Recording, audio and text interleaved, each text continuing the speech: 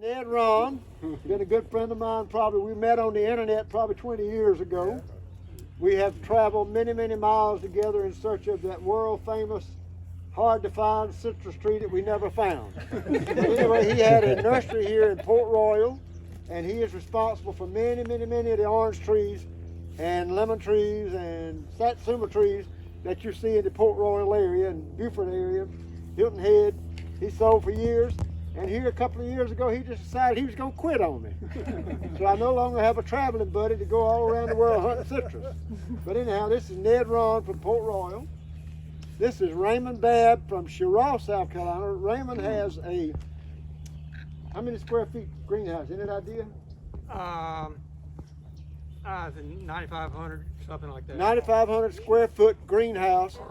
It's so high tech that it's got hydraulic openers, opens up the top and lets it rain, and then you can close it back.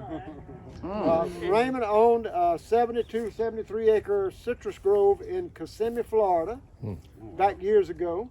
His lovely wife was from Cheraw, South Carolina. When Disney came into the Kissimmee area, Raymond told me, I asked him, I said, why would you leave a 73 acre citrus grove and start growing in a greenhouse? He said, a rat ran me out of town. That rat was Mickey Mouse.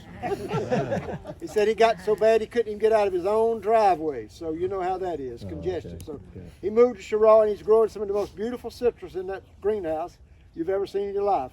In fact, if you want some beautiful red navel oranges, come back by my place on your way home today. I got some of them. Okay, and then here we have Mr. Bob McCartney, who is the owner of Woodlanders Nursery in Aiken, South Carolina, and he was one of the citrus pioneers that went down to Florida to the Citrus Arboretum after one of the deadly freezes that they had down there in the 80s that killed a bunch of stuff, and found everything that was alive and green and looking good after that deadly freeze down there, and he brought back seeds and seedlings and so forth, and he's been with Woodlanders Nursery. Look him up online sometime. Buy a tree from him. He needs the business. And and anyway, yeah, this is Bob McCartney, and he's got a long history with citrus as well. And all of you know I'm Stan, the citrus man from Scranton, South Carolina, and I have always been a citraholic. And here and now today, I pronounce each one of you a citraholic. You're crazy enough to ride to one of these events we have, we're going to pronounce you a citraholic, okay? But at this time, we're going to take some questions. So if you have a question concerning citrus, you always wanted to know, but we're afraid to ask, one of us will try to answer. So, bring up their citrus on freeze nights.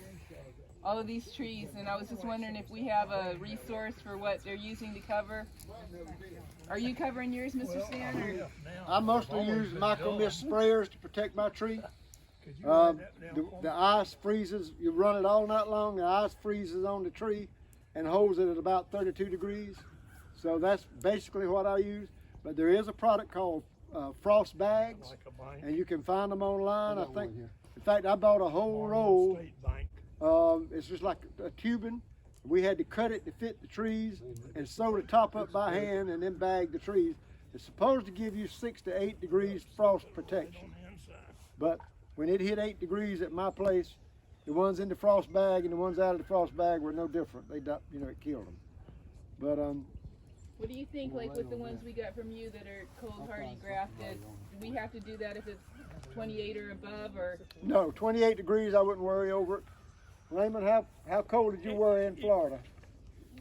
Well, we got down below 20. Is in the 80s is what he was talking about. It killed just about everything. It depends on the duration of the temperature. 28 degrees for 5 hours or more, you start getting, your fruit will freeze, but you start getting wood damage at that length of time. If it's going to be 28 for just a couple hours, you're okay. But longer than that, you need to do something. The frost covers, or whatever you look online for frost covers, you'll find a lot of stuff. Another suggestion I have is that you might, if you got any old Christmas tree strings of Christmas, old fashioned now, not LED, Right. old fashioned, string the Christmas tree lights on the limbs. That and the frost bag works miracles. You know, Stan, I got a good picture of the one they had from Petals from the past, the little Right, PVC right, arrangement. If anybody wants it, it'll give you a good idea how to set the, how to protect the tree from frost. Smudge pots That's work? something- Huh? Do smudge pots work? I don't think they much. Probably not.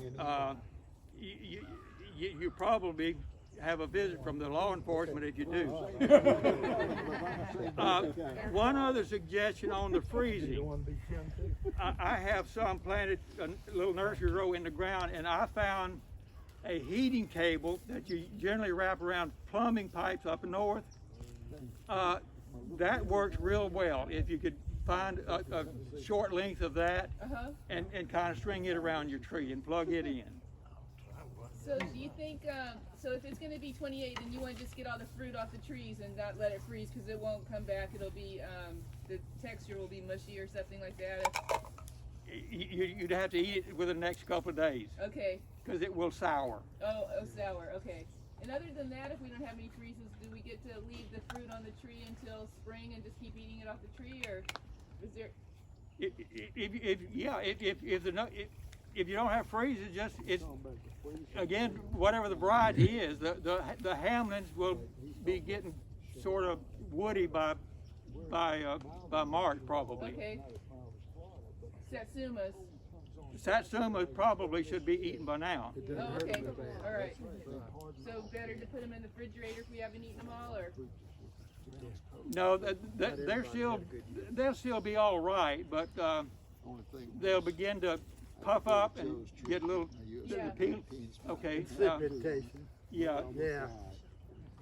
Yeah, we usually, once we cover them, we usually leave them covered until, Spring. yeah, You put until. like a wooden frame around these big No, trees? we got 15-foot squares, 15-foot squares, however many it takes to cover them up.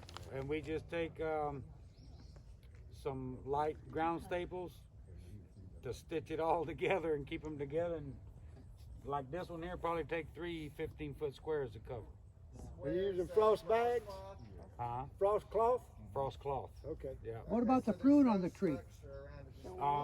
It usually be all right. We turn the water on at the bottom. Yeah. As long as it's cold outside, freezing, below freezing, the water stays on. And the frost, the only thing is whatever's touching the frost cloth, that's the only damage you got. Everything's usually good. All right. Whatever touches the cloth usually gets bit. All right, it's 11